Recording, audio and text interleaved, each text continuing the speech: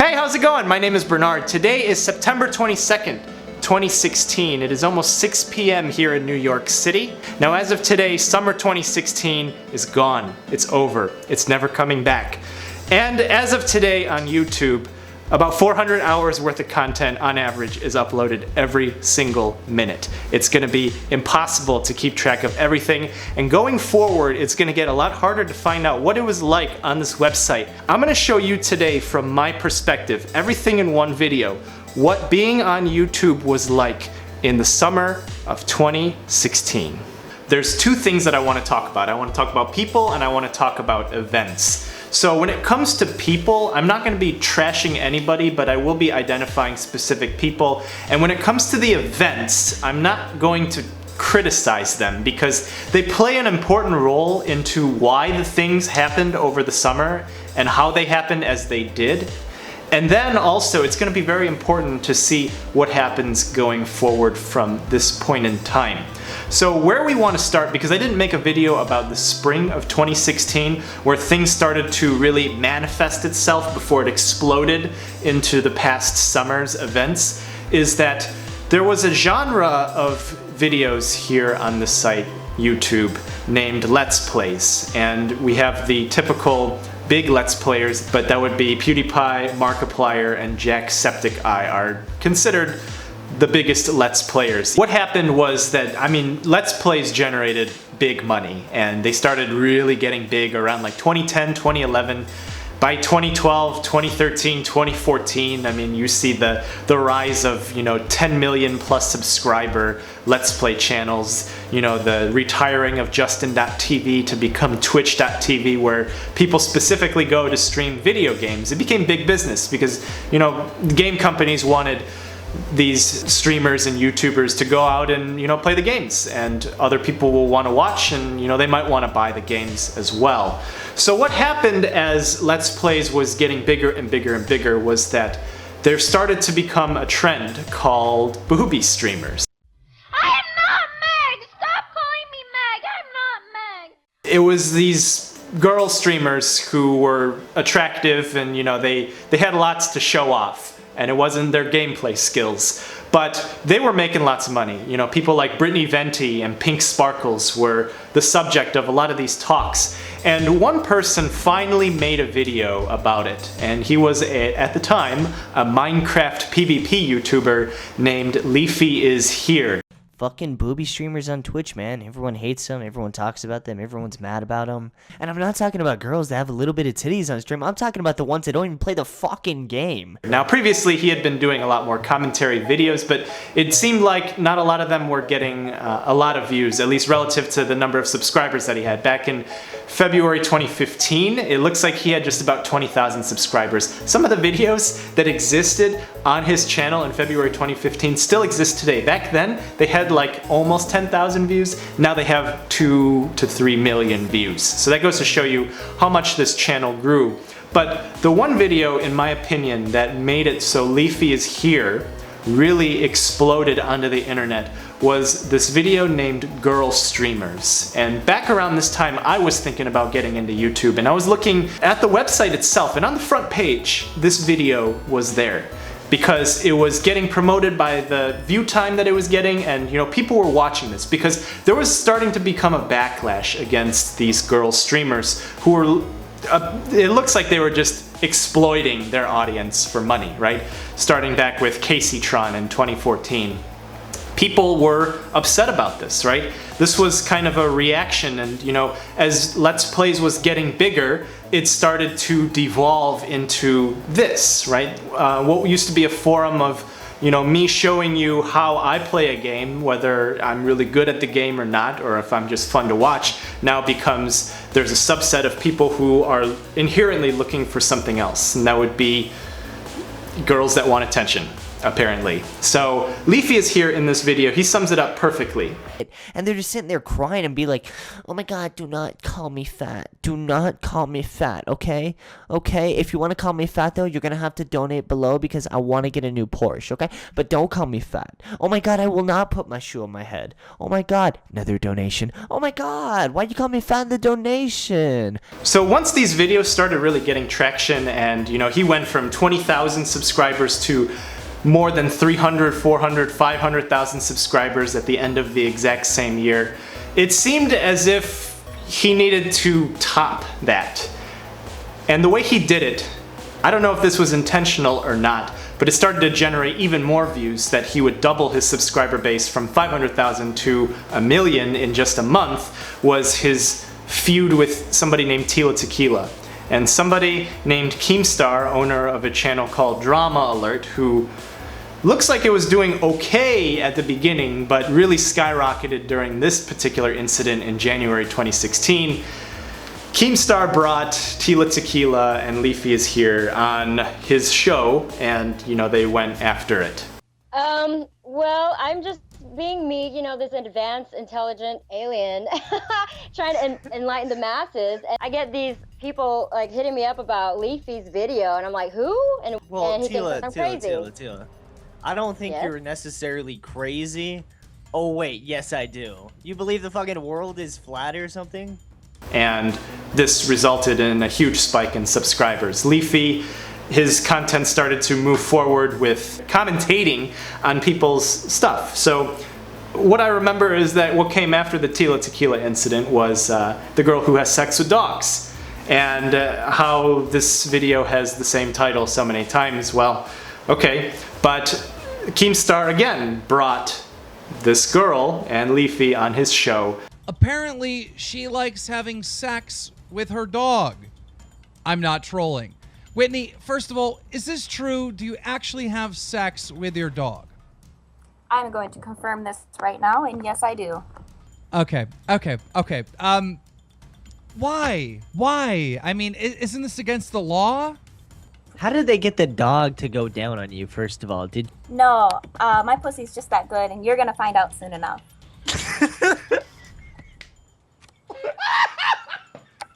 And you see the rise in subs. And around this time, you see the Fine Brothers getting in trouble for, you know, their React world, and there's unsub counter streams. That was a thing that became popular this year. So, okay, we've set it up now. We're creating drama, we're commentating on people, and this is generating views, right? It's no longer playing video games, but the genesis of it was a reaction to what was happening to people playing video games. Now keep in mind, all of this stuff is relatively small on YouTube. It's about medium size. Like Leafy's channel, while growing very fast, is nowhere near some of the toy channels or some of the kids channels that exist. With what I'm going to be talking about in this video, this is my perspective of YouTube 2016 in the summertime, there's literally one video that has more views than this entire situation out of all the channels I'm talking about. So keep that in mind. Anyways, when all of this drama is taking place, right, and it stemmed, in my opinion, from Let's Plays, the two big guys, Markiplier and PewDiePie, made drama videos. They were talking about how they didn't like the direction of this website and how all of this stuff was happening, and to them it was kind of concerning to them. And little did we know that PewDiePie would start to shift his content over, and much less Let's Plays and you know, more talking and more commentating, which is good. It did him very well for the rest of the summer. Now, in my opinion, even though the actual day for summer was on June 21st, 22nd, one of those days, my opinion, the summer started with iDubbbz's video, Wrecking KEEMSTAR.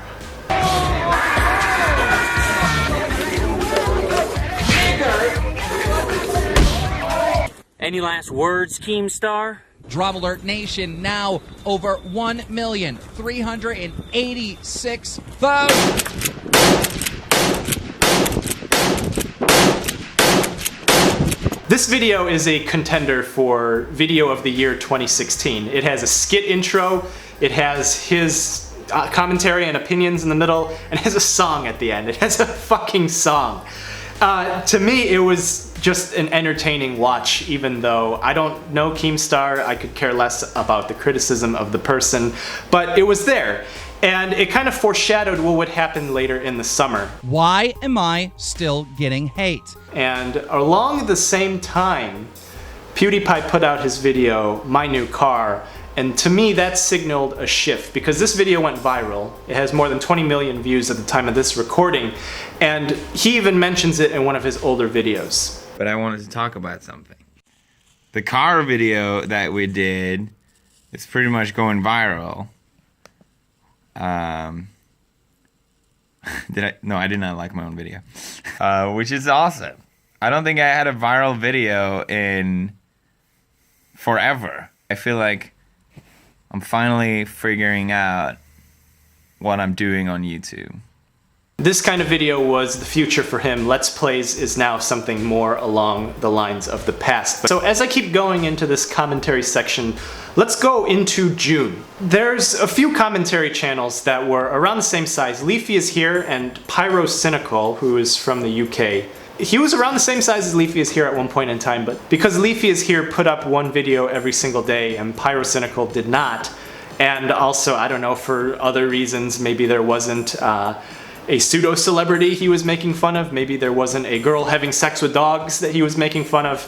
Pyrocynical did not grow at the same rate as LeafyIsHere did during this period in time. This is a strange circle of friends that was happening on YouTube, was that Pyrocynical, Leafy, and KEEMSTAR, they were all friends. I believe that KEEMSTAR and Leafy went on a trip or something. Those details don't really matter, but what mattered was that KEEMSTAR was starting problems with people that I guess were his friends, and there became a gigantic backlash against him. And some people built their popularity off of ripping on KEEMSTAR, which I think, I can only wonder how long an audience like that can last. If you can build your popularity based off of criticizing one person, what are you gonna do later? That's what I wanna know. Anyways, there was this huge backlash against KEEMSTAR.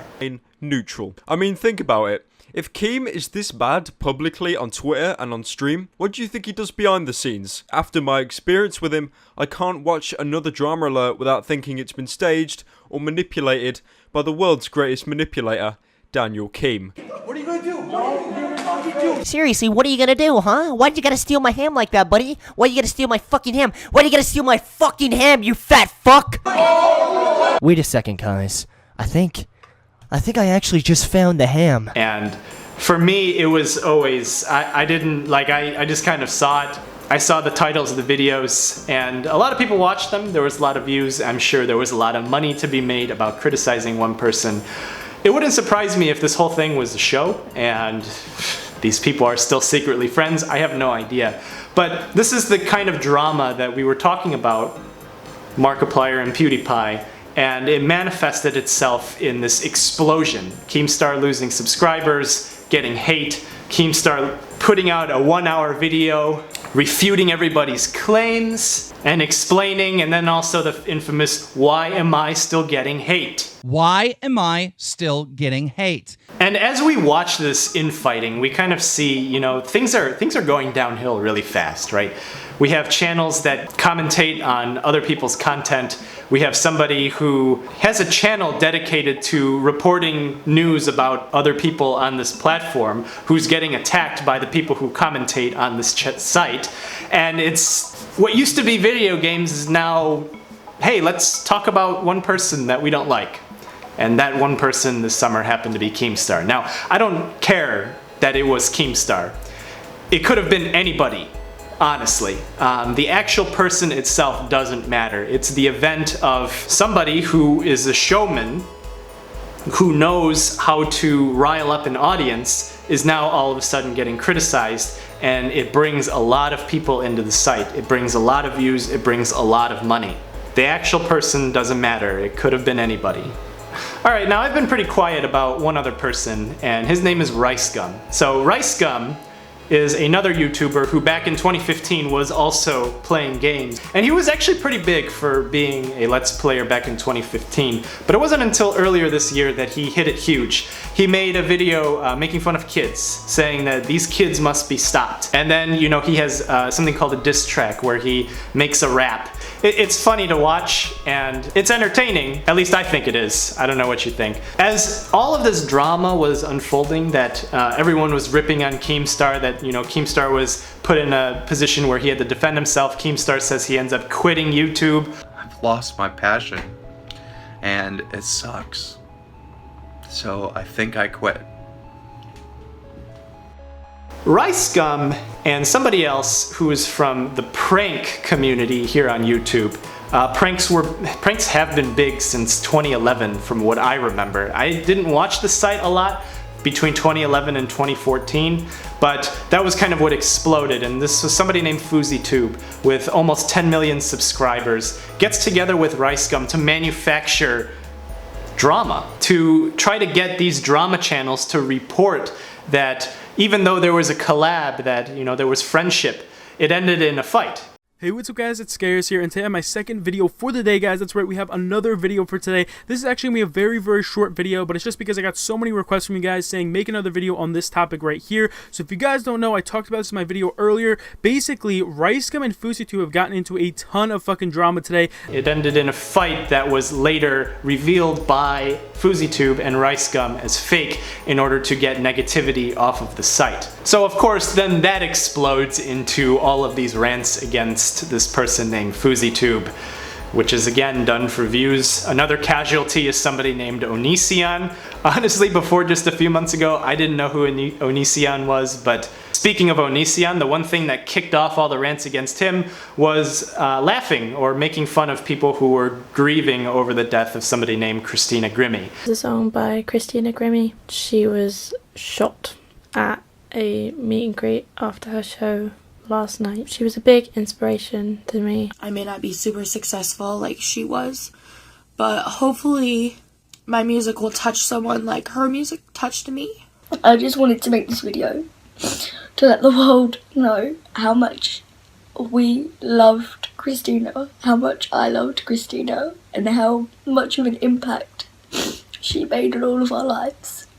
But while all of this was going down at the same exact time, just fucking loads of people that are shocked, devastated, extremely emotional. But fucking ONISION, guess what he decides to do? Guess what this YouTuber with over 1 million subs decides to do? Get this. ONISION starts fucking criticizing Christina Grimmie's mostly underage fans, just making simple videos and tweets, saying that they looked up to her, and that they were praying that she would be okay. Now, I never watched Christina Grimmie, but she was a popular YouTuber with more than 1 million subs who ended up getting shot. So when we look at this philosophically, like from a human standpoint, I mean, you might think, oh, well, why are you making a video on the history of 2016 summer YouTube? It's just YouTube. It's not just YouTube.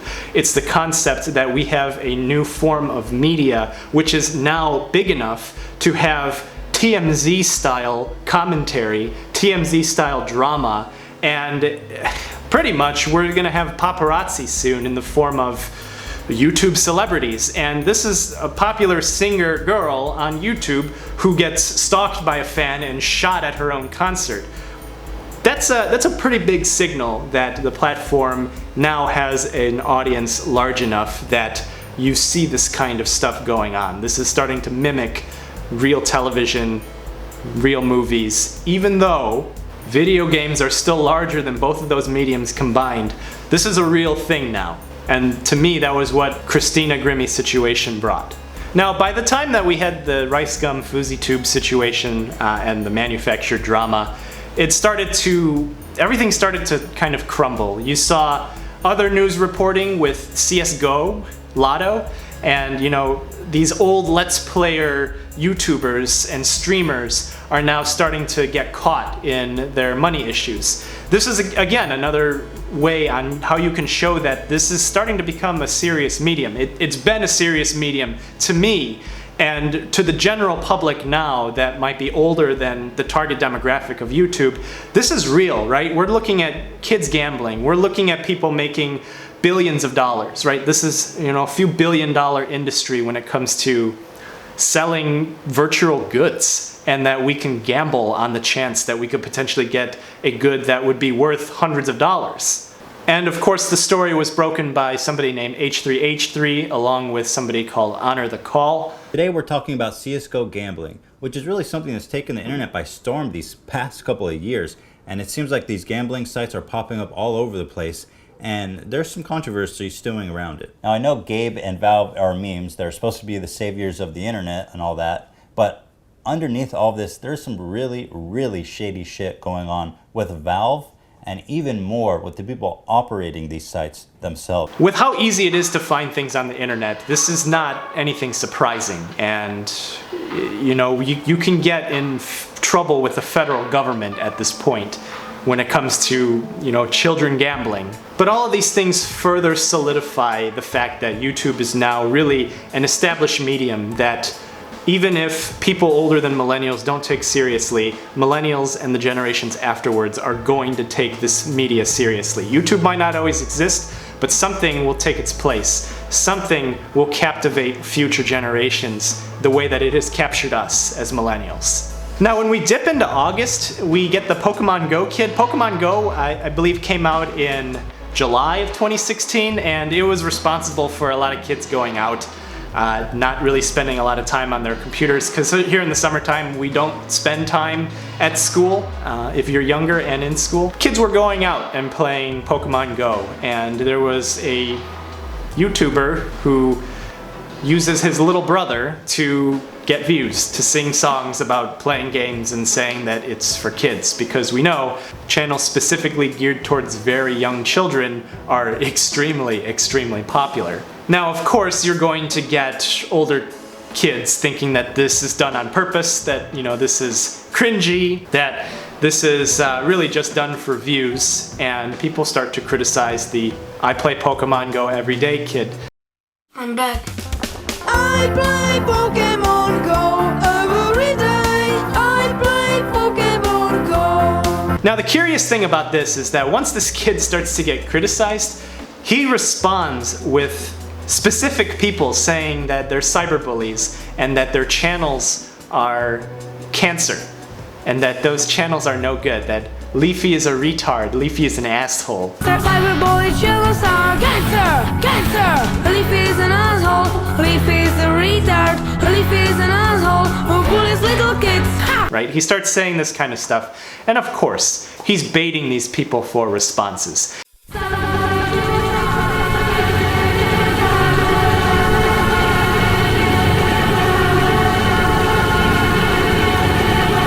I'm back. Leafy is an asshole. Leafy is a retard. Fuck you, you fucking insane little shit. Your fucking teeth look like Hiroshima after it got fucking bombed. Now, the actual video itself, the actual notion that Leafy is going to respond to the video is the thing that's most important, because once you've been criticized by one of these big YouTubers, you can make a response, and if it's known to be bad enough, you're gonna get even more publicity because they're gonna make another video on the video that you responded to. You can start seeing this because some people were exploiting the YouTube news channels and these YouTube commentary channels to show up on there in order to make it big. You see these smaller channels that started around the time that I started, and they're getting, you know, hundreds of thousands of subscribers because they either had a situation happen to them and was reported on by the bigger channels, or they had a commentary made about them that, you know, the video was no good. I always have a problem with growing that fast because you have no idea who's going to really stick around with you after, you know, everything explodes and things start to settle. If the audience was easy come, it might be a very good chance that it's also easy go as well. Alright, so in the spirit of cyberbullying and in that conversation, we have YouTube now starting to talk about their terms of service and that they want to shut down cyberbully channels. This is probably, to me, signaling of a reaction to things that are happening right now with the people that I described. Because when you really think about it, when you make videos, you know, discussing children, that doesn't sit well with a lot of people, especially when these kids might be 10 or 13 years old.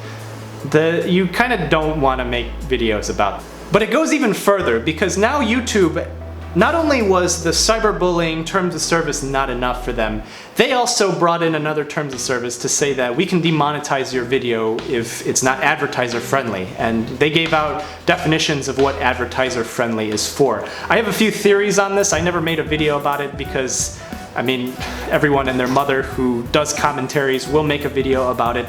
But the way that I saw it was that they wanted to polish up the YouTube brand, and you know, this mid-teen to early 30s trend of YouTube commentary and news wasn't quite what they wanted the advertisers to pay their money into, and that if they have some guidelines like this, they can show that to the advertiser and have the advertiser pay more money for those specific ads, because now it'd be more targeted. That's the way that I saw it. But it's a pretty clear reaction that they don't want people making money off wars and natural disasters.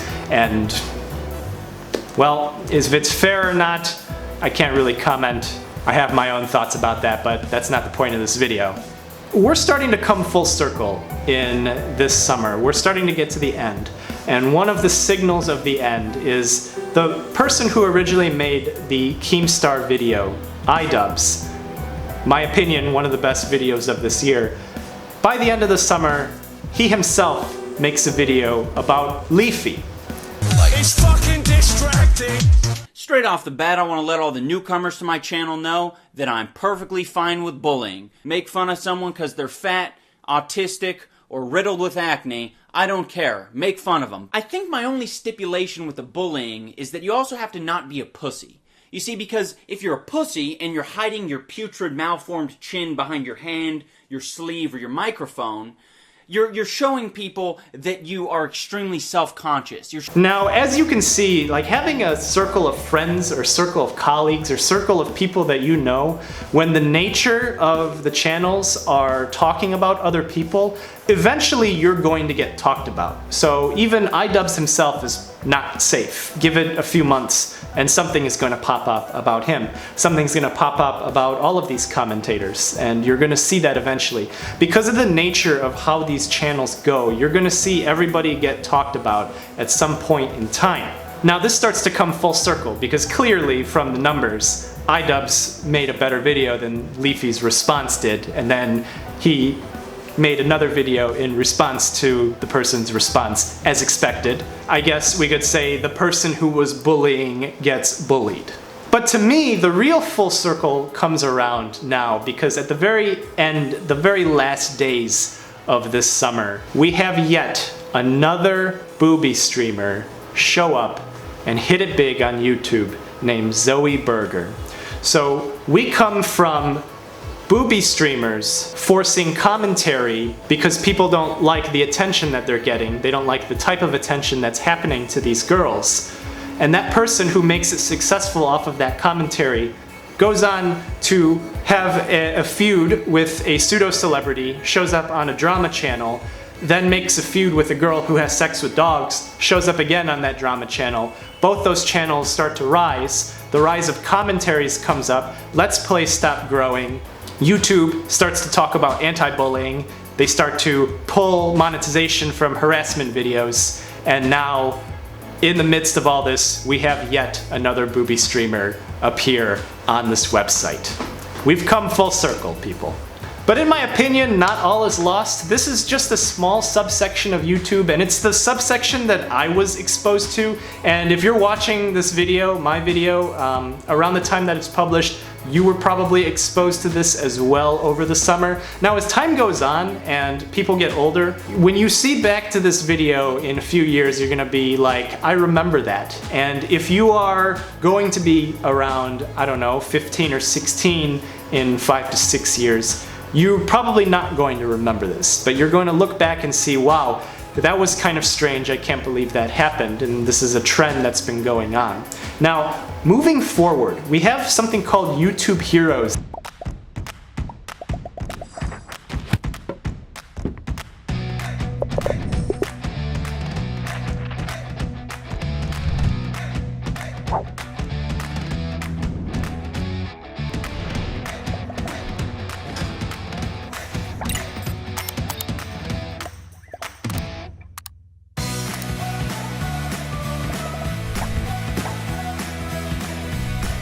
People have been talking a lot about it with the mass flaggings of videos and everything. The way that I see it, YouTube is reacting to the way that these commentary channels are, because the way that the algorithm works is based on watch time. If you watch a lot of these videos, these commentaries, which are typically between 10 and 20 minutes long, that video starts to get pushed out to the front pages of YouTube, to the recommended for you sections, and then people watch them. These channels grow, and as they grow, that's the positive feedback that they need in order to start making more of those videos. So the way that the commentary worked was that it was working on an algorithm that was in place by YouTube. It's the human factor that algorithms don't account for. They don't account for what's actually being said. They account for the fact that the watch times have been astronomical, that they should promote it in order to make more money from the ads that they sell. Now, I just want to go and say this. Typically, commentary and drama and news will always be around. It goes through waves of how popular it is, depending on the situations that happen. Eventually people are going to get sick of it. They're going to try to find other things. And some of the channels that have built their audience and following based on criticizing just a few people, it's going to be harder for them to grow going forward, because a lot of these things, it doesn't last. And also, one more positive note about YouTube is that there are still content creators who stay completely out of commentary, who stay completely out of any drama. People like Casey Neistat, who have grown exponentially over the summer. And it's things like that that I say really show how diverse of a site YouTube really is. I'm sure I must have missed a few details here and there, but the overall concepts of reacting from a blip in Let's Plays to switching over to commentaries and then going full circle again while YouTube is starting to crack down on itself. All of these things intertwine together. It's the events that happen that are the most important, their outcomes, not necessarily the actual people themselves behind it that are the ones that are important. Thank you so much for watching and hanging out with me, and I will see you in the next video. Adios.